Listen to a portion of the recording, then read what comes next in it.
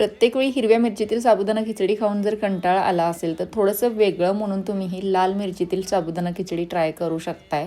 एकदम सॉफ्ट, त्यामध्ये मी बटाटासुद्धा टाकलेला आहे किसून आणि एकदम भारी चव लागते। नक्की रेसिपी ट्राय करा।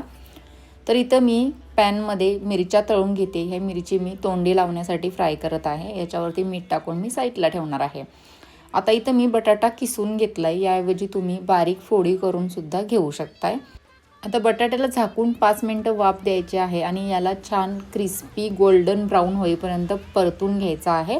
आता यानंतर मी याच्यामध्ये मसाले टाकणार, हळद पावडर, लाल मिरची पावडर, त्यानंतर मीठ, शेंगदाण्याचं कूट, भिजवलेला साबुदाणा, त्यानंतर थोडीशी साखर।